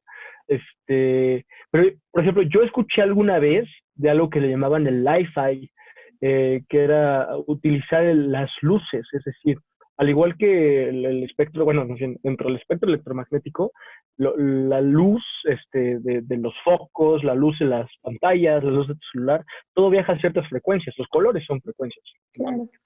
Entonces, escuché propuestas sobre cómo podría la gente después encriptar información, bueno, o más bien codificar la información de tal forma que a través de un nuevo protocolo podamos utilizar la luz para poder estar transmitiendo información. ¿Nos puedes comentar un poquito sobre esto o tal vez alguna otra opción que exista un poco más hipster que la No, red claro, 5G? de hecho sí, el Li-Fi es, como tú lo mencionas, una tecnología complementaria al Wi-Fi que utiliza la modulación de la luz para transmitir información. Y de hecho esta tecnología ya existe, ya hay empresas aquí en Europa, Nokia, que está generando prototipos funcionales. Hay una gama de dispositivos que se llama Pure Li-Fi, que ha demostrado su funcionamiento de manera exitosa. Llegan a conectar hasta 2 gigabits por segundo y lo que hacen es, como comentaba hace rato, la transmisión de los proveedores para nosotros se llama downlink. El downlink utiliza la luz visible, como la conocemos, los focos que tenemos en nuestro techo. Lo que hacen ellos es modular esos LEDs de manera imperceptible al ojo. Va tan rápido que nosotros no lo podemos ver, pero la transmisión de información está ahí. Y del otro lado, en la recepción, habría que conectarle a lo que esta empresa está generando son módulos, conexiones por USB para las computadoras o los celulares que reciban estos fotodiodos, que reciban esta modulación y que a la vez transmitan en la banda infrarrojo de regreso de uplink hacia los módems. Esta tecnología ya es funcional, ya, porque mucha gente lo veía como un sueño o algo incluso inverosímil, pero no, ya existe, ya está funcionando. Wow. Y de manera exitosa. Y tiene muchísimas ventajas, como lo comentaba, como viaja en la luz, tiene mayor capacidad, tiene mayor ancho de banda. Y otra cosa, como bien decías, la seguridad. La seguridad se ha vuelto algo crítico, ya lo discutimos antes, en las comunicaciones. ¿Y qué pasa con la luz? La luz no viaja, no pasa paredes. Entonces, se ha vuelto una solución natural para proveer también de seguridad. Tú pones eso y tu comunicación nadie la puede interrumpir. Nadie se puede conectar de manera ilegal a ella porque te la está proveyendo tu luz, tu foco que está conectado al techo. Exacto. Entonces, más allá de tu casa, más allá de... En la industria también está siendo utilizada para control y alinear y controlar robots o líneas de producción. ¿Por qué? Porque la luz está en todas partes. Cualquier lugar necesita estar alumbrado. Entonces, otra ventaja que está trayendo esta tecnología es el menor consumo y la eficiencia energética, porque ahora antes tenías nada más tu foco y conectado tu módem, tu access point, ahora todo viene a través de la luz. Entonces, Li-Fi también se está perfilando como una tecnología bastante prometedora que viene a complementar 5G, que viene a complementar el Wi-Fi, como lo conocemos, todos estos estándares, para al final del día potencializar entornos inteligentes y dispositivos conectados y las diferentes verticales que se están originando a esto, por ejemplo, tener vehículos conectados entre ellos, en la industria que las líneas de producción se administren de manera automática. El futuro de las cosas como lo imaginamos va a estar indudablemente regido por estas tecnologías. Muy bien. Wow, qué interesante. Esa sí no la había escuchado yo. Li-Fi. Escúchenla. Li-Fi. Suena muy interesante. Sigamos entonces, ahora sí, con el 5G. ¿Qué es 5G? Este 5G? Y la parte de latencia creo que es un concepto que podríamos repetir el concepto de la latencia para que todos lo entiendan bien. Claro, la latencia es el tiempo que tarda en la comunicación en dejar la fuente llegar al destino y regresar. Eso es la latencia, el tiempo total de la comunicación. Entonces, claro, ahora las aplicaciones que tenemos de video 4K, todo necesitamos que las comunicaciones sean cada vez más y más rápidas. Entonces, queremos reducir esta latencia. Lo que 5G promete es una latencia de 1 milisegundo. Esto es impensable. Bueno, también ya que entramos a 5G, preparé una lista de cosas de verdades, realidades y mitos de 5G. Una de ellas es justamente la latencia del tener 1 milisegundo. No ha sido probado fuera de los laboratorios. Entonces, llamémoslo que de uso rudo, no. También la capacidad que ellos afirman tener es de 10 gigabits por segundo. De nuevo, eso probado afuera del laboratorio no ha sido confirmado. Las velocidades que sí han sido medidas de manera puntual son 2 gigabits por segundo. 5G ya ha sido implementado. De hecho, Corea del Sur fue el primer país que lo implementó en abril del 2019. Y después, seguido por Estados Unidos, Verizon también lo lanzó en ese mismo año. Y para junio de 2019, Corea ya había registrado alrededor de 1 millón de suscriptores. Estas pruebas que comentaba, estas mediciones, han sido principalmente en países como Corea del Sur, que son aquellos que cuentan con mayor implementación de la infraestructura. A nivel Latinoamérica, Uruguay ha sido el país que ahorita está desplegando la infraestructura. Se espera que México alrededor del 2021 ya empecemos a contar con las primeras implementaciones de la red. Y otra cosa que también, regresando al tema de qué tan dañino, qué tan bueno o malo son las radiaciones, me gustaría comentar que en abril, igual del 2019, en Bruselas se paró una prueba de 5G justamente por este término de radiación, de qué tan dañino puede hacer a la salud. Y un mes más tarde, en Ginebra, la organización suiza de telecomunicaciones, otra vez otra organización, emitió un comunicado diciendo que efectivamente no hay ningún estudio que demuestre que en realidad existan afecciones a la salud. Por lo cual, al menos aquí en Europa, ya ha dado luz verde para continuar con el despliegue de esta infraestructura.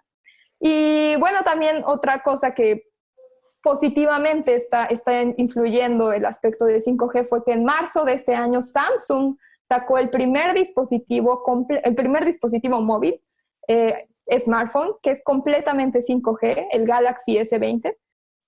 Y otra cosa también que me gustaría decir, tocando el tema de la vigilancia y surveillance y todo esto, es que la Comisión Europea no ha afirmado ni negado nada acerca de eso, pero está emitiendo una recomendación de que no compres equipos o infraestructura a solo un proveedor de servicios de telecomunicaciones. No quiso dar nombres, no quiso dar nacionalidades, pero dijo que recomiendan tener diferentes proveedores. En el caso de Europa, los únicos proveedores de equipo de infraestructura de 5G son Nokia y Ericsson. Sí, me imagino que ahí el buen Uncle Sam anda un poco metido tal vez por ahí, ¿no? Indagando un poquito, por ejemplo, lo que comentabas, tal vez algunos de nuestra audiencia no lo conozcan, pero lo que argumentan los grupos que están en contra del 5G, a mi parecer, son dos cosas. Los que verdaderamente están preocupados por la salud, porque como dice Salma, la velocidad a la cual funciona el 5G es mucho, mucho más alta, eso es un hecho, sin importar si es teórica o real. Entonces, justo el tema de que sea a tanta velocidad requiere que la infraestructura, las celdas, como se le conoce en el área que cubren las antenas, sea mucho más corta. Es decir, requiere una instalación de cierta infraestructura mucho más pegadas, lo cual se equivale a decir un chingo más de antenas en la ciudad, ¿no? Eso es lo que a ellos les preocupa mucho, que todas estas antenas a frecuencias tan altas, con tantas señales, le haga daño a los niños y a los viejitos, y a todos nos va a dar cáncer y nos van a salir 3 ojos y cosas así, ¿no? Lo cual, aunque hay estudios que más bien, no hay estudios que comprueben que sí, tampoco hay estudios que comprueben que no. Es válido argumentar también lo que ellos dicen, ¿no? De que tampoco hay algo que te diga que no. Pero vaya, a nivel general, la verdad es que es algo que no se va a detener. Por otro lado, también creo que esto tiene que ver algo como con una estrategia económica por parte de los competidores que aún no tienen acceso al 5G, ¿no? Esto, por ejemplo, ha sucedido siempre. Cuando empezó el tema de la energía eléctrica en Estados Unidos, esta batalla entre Tesla, Thomas Alva Edison y Winchester, ¿cómo se llamaba? La empresa, Thomas Alva Edison argumentaba, ¿no? Que la corriente alterna era dañina y de ahí sale lo de la silla eléctrica y que podía matar a la gente, y que si tocabas un poco te ibas a morir. Y justo él se argumentaba que su sistema funcionaba con corriente directa, pues era totalmente seguro, y con eso vendió muchísimos millones en varias ciudades. Hoy todo funciona con corriente alterna y nos damos cuenta que en realidad no es dañino, y siento que está repitiendo el mismo fenómeno, ¿no? De la historia. La historia siempre se repite, el punto es conocerla para cacharlos luego. Es decir, tal vez estos competidores están diciendo, no, eso es dañino, el 5G va a hacer que le dé cáncer a tus hijos, va a hacer que tu abuelo se muera más joven, va a hacer que tu pez salga con 3 ojos, no sé, estilo de los Simpsons. Siento que tal vez también tiene ahí que ver un interés económico para frenar la competencia y dejar que se abarate un poco más la tecnología y que todos puedan competir. No lo sé, tal vez, ¿no? Claro, sin duda, sobre todo en las telecomunicaciones, la brecha digital es algo que nosotros viviendo en México podemos observar. A no todos nos es accesible tener Internet, tener cierto acceso a Internet, cierto acceso a tecnologías inalámbricas. Entonces, sin duda, este tipo de técnicas puede ser para desacelerar. Como ya lo discutimos, el Internet surgió en los 90s, creció en los 90s. Estamos aquí ahora, 20 años, imaginando tener entornos inteligentes, todo virtualizado. Vamos avanzando de manera acelerada a una era digital que nadie ni nada está parando. Entonces, puede ser que como lo dices, es una técnica solamente para desacelerar y para crear, sí, más tiempo en esta desventaja económica que está existiendo entre los diferentes operadores y los diferentes países. Sí, incluso es muy interesante los fenómenos que están pasando, porque antes México era un país que se decía que tenía pues un atraso tecnológico como de 8 a 10 años, ¿no? Y eso en África era todavía más grande y así, pero cada día más y cada año como que se van reduciendo esas brechas y la tecnología va siendo mucho más accesible. Yo estoy seguro de que ya no estamos 8 años atrasados, por ejemplo, ni 10. Sí estamos atrasados, estoy de acuerdo, pero cada vez menos. Entonces sí es algo que exponencialmente crece a velocidades pues impresionantes. Sin duda. Totalmente de acuerdo. Entonces, profundizando un poquito igual en 5G, yo aquí tengo igual unas notitas que te quería preguntar, Salma. A ver, déjame abrirlas. Se me cerra una vez. Un segundo. Ponemos música de elevador para que la Sí, Ok. Ok, aquí está. Ok. A ver, tengo entendido que todo este tema, digamos, del 5G, pues es una realidad que va a suceder. Una, por obviamente los millones y millones y millones de dólares que van a generar tanto los carriers como la gente que genere dispositivos para esto. Al final del día, todo acaba siendo sucio dinero, pero por detrás hay mucha belleza ingenieril, ¿no? Y mucho desarrollo, como vemos ahorita, ¿no? El simple hecho de mandar un WhatsApp tiene por atrás años y años de gente que se rompió el coco de cómo organizar todo esto para que a otra persona le llegue tu ¿qué onda, güey? Ya sabes, entonces creo que es importante tal vez profundizar un poquito más en el hecho de qué sigue. O sea, ahorita lo que antes hace 5 años, por ejemplo, cuando tú y yo estábamos en la carrera, Salma, que nos contaban en clases de redes de computadoras, ¿no? De que, no, y es que ahí viene el 5G, no sé, pues el 5G no viene, ya está aquí, ¿no?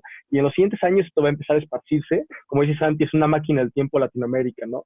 A veces bueno, a veces malo, te quedamos retrasados, porque nos permite prepararnos para esos siguientes pasos. Ahorita que el 5G ya está aquí, ¿qué sigue, Salma? ¿Qué sigue después del 5G? ¿Qué es lo que está sucediendo ahorita? Por ejemplo, ¿qué es lo que tú vas a investigar en tu doctorado en redes, por ejemplo? Cuéntanos un poquito de eso. Claro. Bueno, ¿qué es lo que sigue? Justamente estamos viviendo muchos cambios a la vez y las redes no pueden mantenerse fijas, ¿estamos de acuerdo? La creciente cantidad de dispositivos, los diferentes tipos de aplicaciones que estamos viviendo requieren que las redes sean flexibles, requieren que las redes sean que trabajen en el software. Ya no necesitamos redes fijas que tengan determinadas formas de trabajar. Necesitamos que sean flexibles y que sean conscientes de todos estos nuevos requerimientos y que puedan alinearse de manera acelerada a todos estos nuevos cambios. Y este es el futuro de las redes. Crear redes cognitivas, crear redes que sean capaces de entender el medio, de entender el tráfico que están recibiendo, las circunstancias y ajustarse a ellas. Y de ahí el uso y la aplicación de otras tecnologías que ahorita tienen muchísimo potencial, como es Machine Learning inteligencia artificial aplicado ahora a las redes, para que esta virtualización ahora sea con base a la información recibida y la información generada con ruteos anteriores. De esta manera las redes pueden ajustarse conociendo el historial de tráfico que han tenido y así eligiendo de manera más óptima y eficiente. Necesitamos que las redes sean conscientes de su entorno y que puedan ajustarse de manera más rápida y eficiente a los diferentes tipos de tráfico. Esto es una inversión a largo plazo, veámoslo así, porque no solamente nos va a ayudar ahorita con el 5G y con las siguientes tecnologías que surjan en los próximos 2 años, sino la tecnología, como ya vimos, va a seguir cambiando. Entonces necesitamos que las cosas sigan fluyendo y sigan cambiando con ese mismo dinamismo. Entonces, para allá vamos, para técnicas como Software Defined Networks, como Network Function Virtualization, que es prácticamente eso, tomar las redes que conocíamos antes, crearles pequeñas partes y programarlas para que estas partes tengan diferentes funcionalidades y que al final de cuentas nosotros como personas podamos organizarlas de la mejor manera para que trabajen todas en conjunto y nos den una red autónoma, eficiente y consciente. Excelente, o sea, que lo que platicábamos, Santi, de inteligencia artificial con Dani Díaz la semana pasada, también tiene una aplicación en redes. Sin duda alguna, sí, y en todos los niveles. Ahorita estoy hablando en la capa de red, por así decirlo, organizando el tráfico, pero también discutíamos al principio que las redes necesitan de tener control de mecanismos de gestión y en caso de si alguna falla pasa en la red, tiene que autorregenerarse de manera automática. Ahí hay mucha investigación ahorita y la implementación de muchos algoritmos de machine learning, porque hasta este momento lo que pasa es que tenemos a una persona que ve todos los diferentes casos de cuando una red falla y programa cómo es que la red necesita reponerse. Pero ¿qué pasaría si ahora esto lo hace un algoritmo que va tomando los historiales y va identificando ciertos patrones y va creando ciertas distribuciones de qué es lo que pasa cuando esto empieza a localizar los diferentes fallas o puntos de flaqueza de las redes? Ya podemos tener una red que sea robusta a las fallas y que en caso de una falla pueda regenerarse de manera más rápida y de manera eficiente. Ok.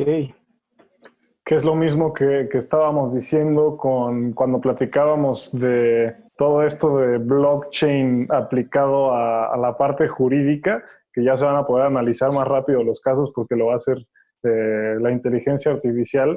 Supongo que eventualmente incluso los centros donde arreglen cosas o dudas o cosas dentro de las redes o del software eventualmente tendrán que volverse inteligencias artificiales que se dediquen a hacer eso y el humano será un poco desplazado a más bien supervisar otras cosas, ¿no? Pero ya platicamos que ese desplazamiento no necesariamente va a acabar con nosotros ni con nuestros trabajos, ¿no? Eso claro. Creo que lo hemos platicado varias veces, entonces no te preocupes, Sebas, vamos a estar bien. No, ripa a los administradores de TI y sus certificaciones de Cisco.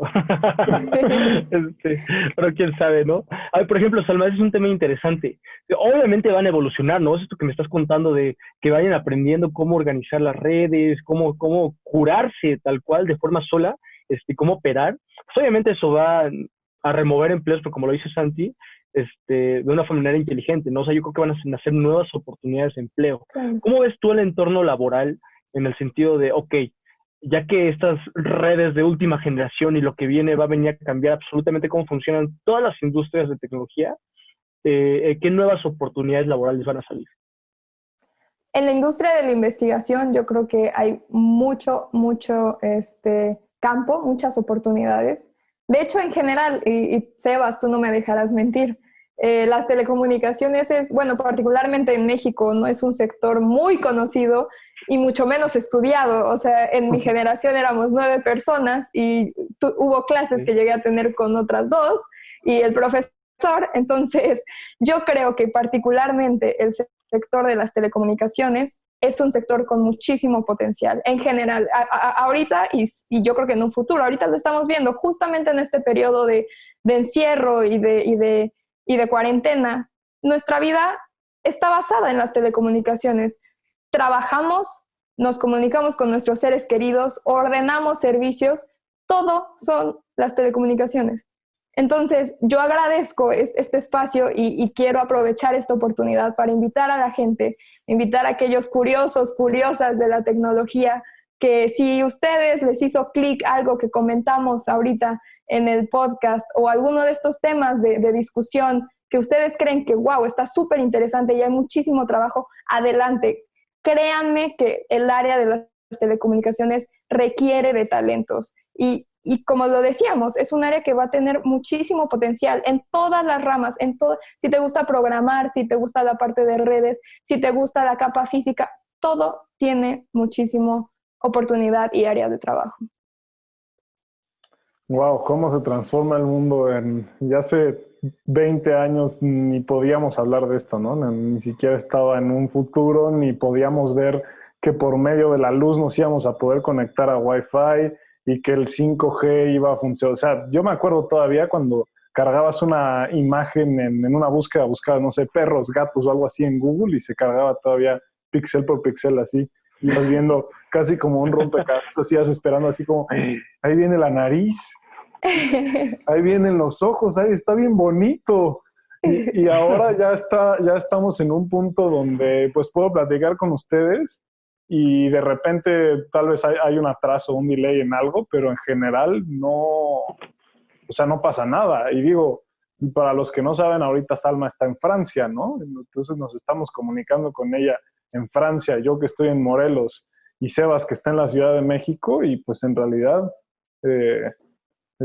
las cosas siguen funcionando bien. ¿Y cuántos servicios no han aparecido nuevos de streaming en donde ves streaming a la distancia con tu novio o con tu novia o ve una película juntos, ¿no? Y incluso en el lado emocional la tecnología está avanzando a pasos agigantados en el sentido en el que ya pueda ser mucho más palpable, digamos, la afección de una persona a otra, ¿no? Incluso ya trabajan en cosas para que pueda sentir a la otra persona estando miles y miles de kilómetros de distancia, ¿no? Entonces, pues no sé, creo que ahí la pregunta sería más bien, ¿qué tan difícil es para un humano mortal meterse al área de telecomunicaciones sin tener, no sé, 2 maestrías y un posible doctorado? Y un posible doctorado.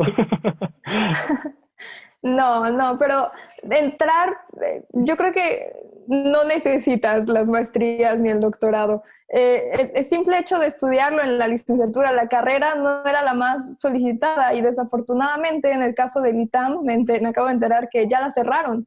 O sea, el interés no existe a ningún nivel. Entonces, yo creo que si comenzamos a fomentar y crear conciencia en la población de la importancia de las telecomunicaciones y como lo discutimos, ¿no?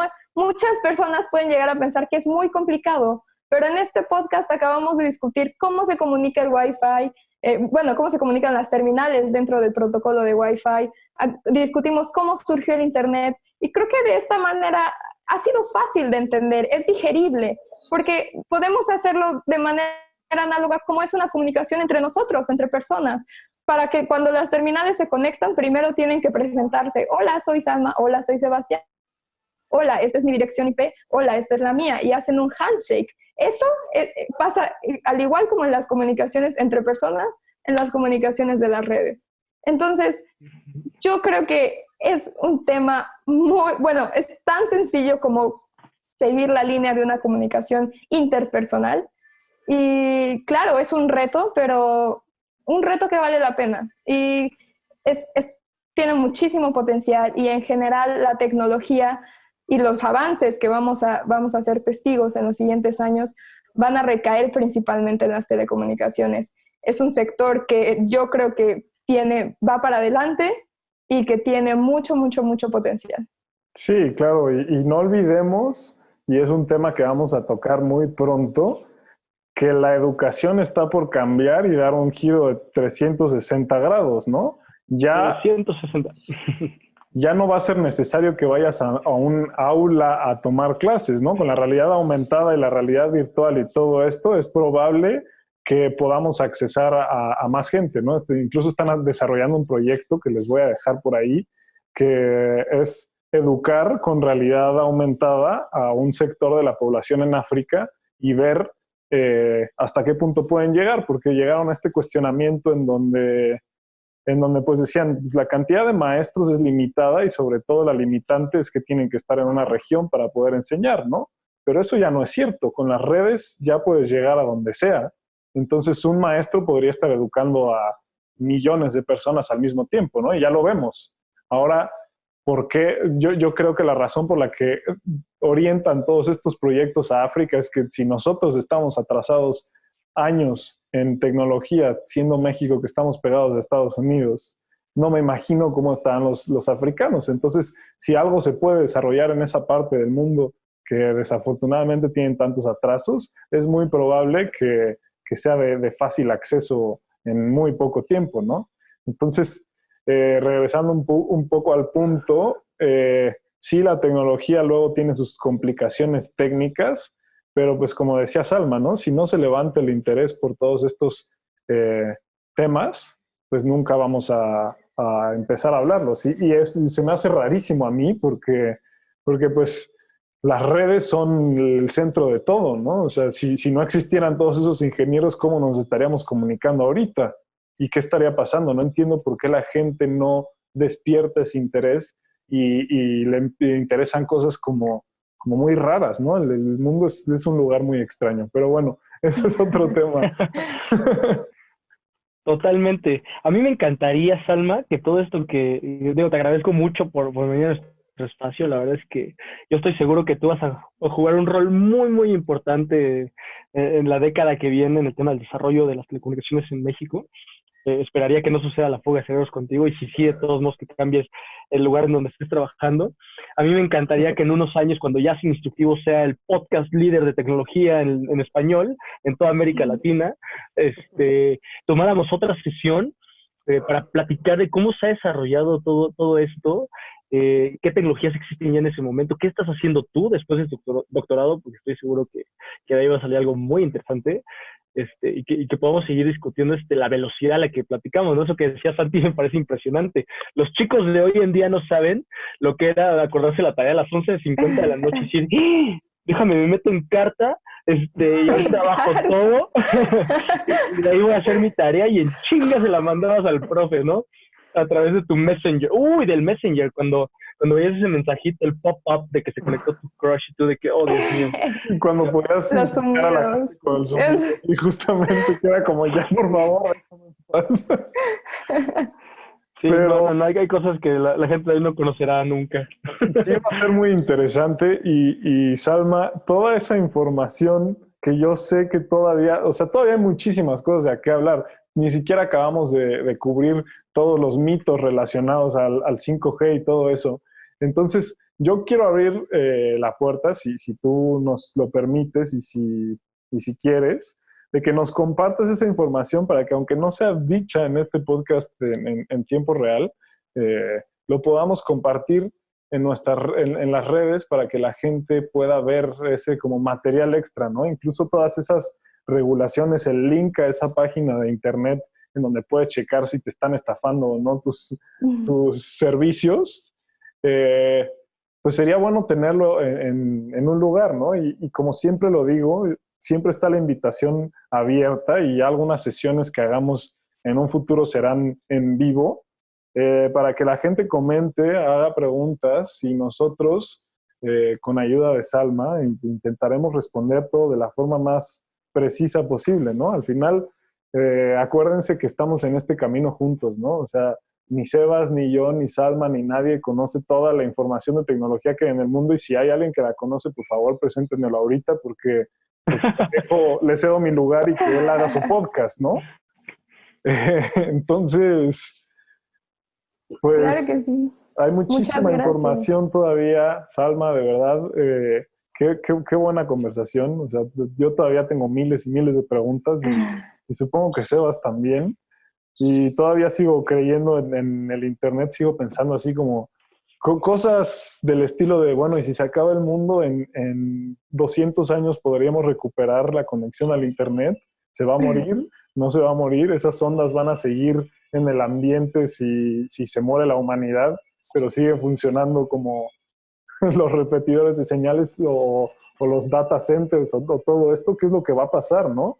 ¿Qué tal que en 500 años la gente que ya tiene una tecnología súper avanzada de repente dice como, oigan, acabo de encontrar una señal que me encontré con un aparato, estaba midiendo, no sé, en el aire, cualquier cosa, y resulta que estas personas tenían una cosa en la que se conectaban en una pantallita y hablaban así de un tema bien raro. Y se lo está diciendo a su holograma 3D al que puede abrazar, ¿no? Entonces, no sé qué es lo que vaya a pasar, ¿no? O sea, incluso, ¿qué pasaría si hiciéramos ahorita un viaje en el tiempo a, no sé, nos adelantamos un siglo o algo así? ¿Qué vamos a ver? ¿Vamos a seguir aquí o no? ¿O qué va a pasar, Buena no? pregunta. Y las redes juegan un papel importantísimo en todo.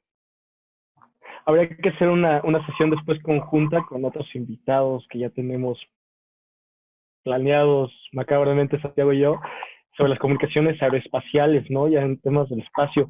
Sobre la señal WARP, ¿no? ¿No? ¿Cómo le llamaban? La señal que cacharon en los 70s, que venía del espacio, ¿no? Y era un mensaje que aún no logran desencriptar justo. Hay muchos temas que tocar, ¿no?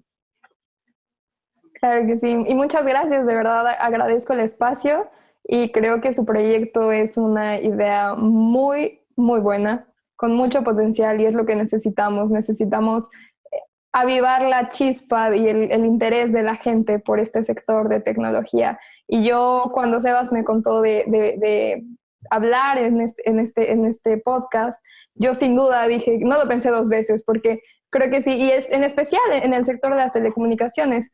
Si alguno de estos ideas o proyectos que discutimos a lo largo de este episodio llamó o tocó a alguna de las personas que nos están escuchando, yo creo que ya me di por servida, porque la tecnología es algo que sin duda está avanzando y necesitamos talentos y necesitamos gente que le apasione y que esté dispuesta a entrarle. Entonces, muchísimas gracias y yo con gusto compartiré cómo vaya viendo el escenario acá en Europa, en los laboratorios de investigación, después. Con mucho gusto, me gustaría continuar con la comunicación con ustedes y gracias por su tiempo. Sí, ¿no? Y No, a ti, Salma. a ti de entrada tienes que saber que por lo menos a 2 personas ya las tocaste con esta conversación, ¿no? Entonces, una fibra nueva ya despertó en mí de curiosidad de aprender más cosas que ni tenía idea de que existían. Entonces, pues por lo menos aquí ya despertaste un interés y que seguramente voy a empezar a compartir con más gente, ¿no? Pero bueno, muchas gracias a todos por estar acá. No se olviden que, pues, Canto Studio también es una parte de esto. Sí. Canto Studio es la empresa que tiene Sebas de desarrollo de software. También acuérdense de buscar a nuestros otros patrocinadores o aliados, o como los quieran ver, Kibar Films, Madnext Music, Marquita. Y estamos siempre pendientes de nuestras redes sociales, que es Sin Instructivo_ en Instagram y en Facebook. Pronto abriremos más redes sociales para que pues tengamos más alcance, ¿no? Y haya más gente escuchándonos o viéndonos por ahí. De todas formas, todo el contenido lo pueden encontrar ya sea en nuestro canal o en el canal de Angular. Sigan el proyecto de Angular, les va a encantar. Así como hay muchos temas que nosotros como jóvenes pues queremos platicar y queremos difundir con la gente. Entonces Angular es el espacio para hacer eso, ¿no? Ahí van a encontrar temas desde tecnología, artes, un poco de todo, ¿no? Entonces, pues gracias otra vez, Alma. Gracias otra vez, Sebas, por aventarte esta misión conmigo de intentar entender el mundo de la tecnología. Y pues a todos los que nos escuchan, gracias también por escucharnos y por interesarse. Compartan. Y por ahí también les vamos a dejar las redes de Salma para que sigan de cerca su trabajo y vean todo lo que está haciendo. Ya saben que nuestras redes también están aquí, van a estar vinculadas justo abajo de mí en nuestras plequitas con nuestros nombres. Salma Escobar, ingeniera en telecomunicaciones, sus maestrías hablan por sí sola, creo que su conversación incluso más de todo lo que sabe. Y muchas gracias, nos vemos la próxima semana. Adiós, chicos. Compartan el Gracias. podcast a todos. Esto es Sin Instructivo.